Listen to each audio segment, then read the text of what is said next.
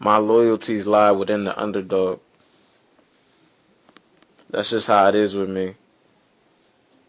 I always root for the underdog. Tonight, however, my heart went out to a man who is a man's man. He's a man and a half. Robert the Ghost Guerrero. Because what that man's been through, um, it's a touching story. You know, that's unbelievable. But hey, that's life sometimes. Life's just not fair. It's, life ain't fair to any of us, really, whether you're rich or poor. In one way or another, life will hit you, uh, and you'll see that it's not fair. So, my heart went out to Guerrero. Thank God his wife, she beat the cancer and everything like that. It's a touching story. I think everybody in the building wanted Guerrero to win, besides maybe a few people that was from Germany for the other guy. But I gotta tell you, again, my loyalties lie with the underdog. Usually I want the underdog to win. As this fight progressed, and let me start off by saying this was a hell of a fight. You got to put this in a category for fight of the year. It has to be a pick, possibly maybe one of the best fights of the year. Next to Ortiz and Lopez, this was a shootout. Guerrero didn't fight how he would normally fight. He didn't. He stood toe to toe a lot of times, and fought to the inside with Selcuk Aydin, which wasn't the brightest idea, but I know he was flown off of emotion. The long layoff, and he wanted to get in there, and he wanted to look very good, but he definitely gave an entertaining fight to the fans. Because I think he could have outboxed this guy. Would have obviously been easier, but I don't know if it would have been as entertaining as a fight. Like I don't know if it would have made it as a fight of the year possibly candidate like it did tonight. That was one hell of a fight. But Guerrero's entertaining even when he outboxes somebody, because he's got fairly decent speed, decent amount of power, and he brings it. He brings it. Now I don't think he ever hurt Selcuk Aydin in this fight at all.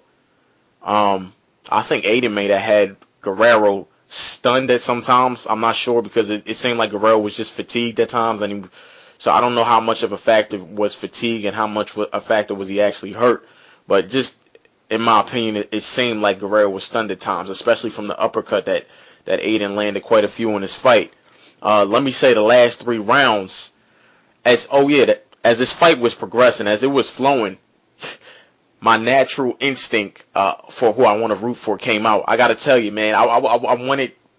It was a time in this fight, and like I said, Guerrero's story is touching, but it was a time in this fight when I wanted Aydin to win. I automatically switched, and I said, at this one point when I thought really he had him hurt, remember with the series of uppercuts, I forget which round it was. It might have been round 10. A thought in my mind just said, finish him. I want to see the underdog prevail. It's not nothing against Guerrero. It's just the politics of boxing, the system, how it's built. How they always downplay the underdog, the rough beginning. You think of the work it took this man to get to where he's at. And half the time you get screwed, Half the people out there will think that Aydin's a bum, because he's not that skilled, I won't say he has no skill, but it's very limited skill. So it's just the overall system and how the underdog is viewed, and what it takes the man to get there. And I just don't like. I identify with the underdog, That's just me.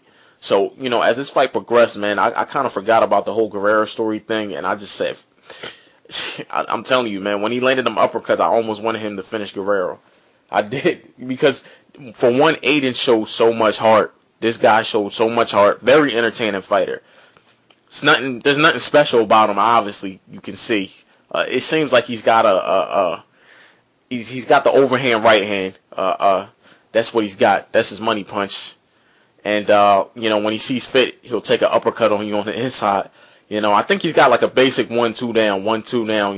He can either go body head or head body. He just got your basic 1-2 down. But this dude's got pretty fast hands. He's got pretty fast hands. I only seen one other fight from him. And I watched that prior to this fight today, actually. So today was my first time seeing this guy Aydin fight. Shame on me, man. As a boxing fan, to the extent that I am, shame on me for not seeing a guy that's undefeated in the welterweight division. I got to keep my eyes open for everybody because I like to keep track on all fighters in different weight divisions.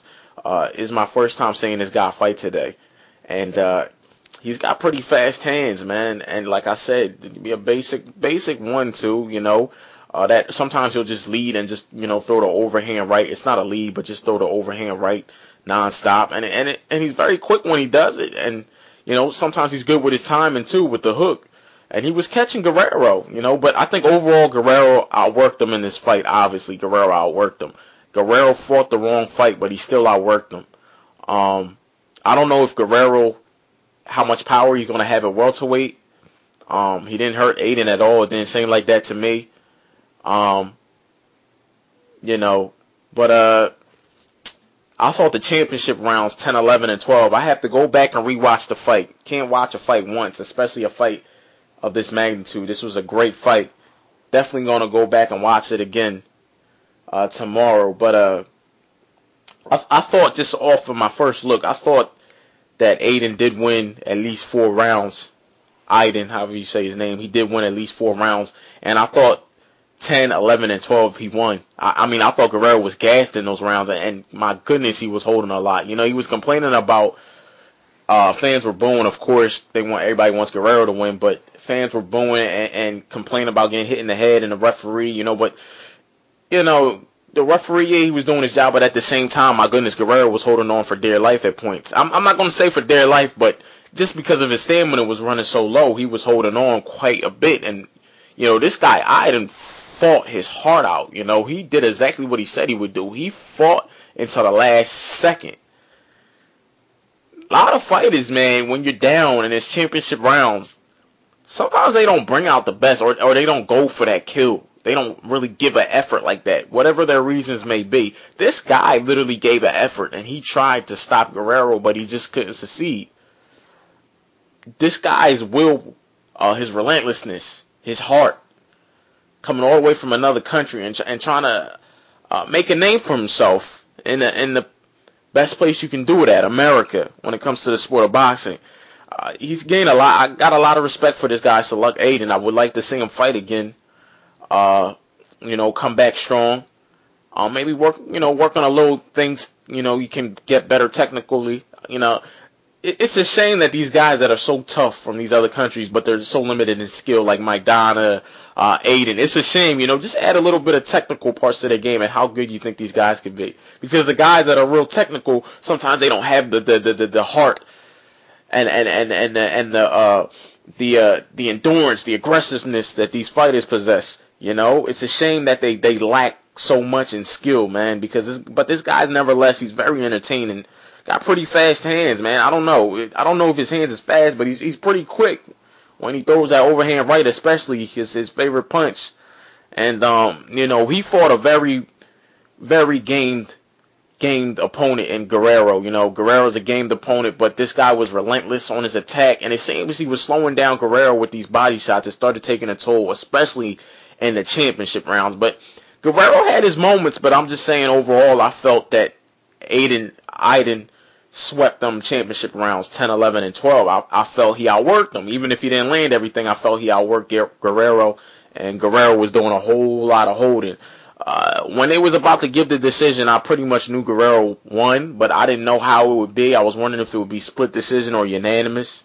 I'm going to go back and rewatch the fight tomorrow and really score the fight. But it was one hell of a fight. Guerrero fought his heart out. Wrong fight to fight with this guy. He fought in favor of Aydin to take advantage of, which he did at times, but Guerrero, he didn't drop him. He hung in there tough. He ate up the shots. Guerrero was super huge as a lightweight to start with. I think going to 140 would have been a smarter move, but hey, he succeeded tonight at 147. This was a tough fight, but he succeeded.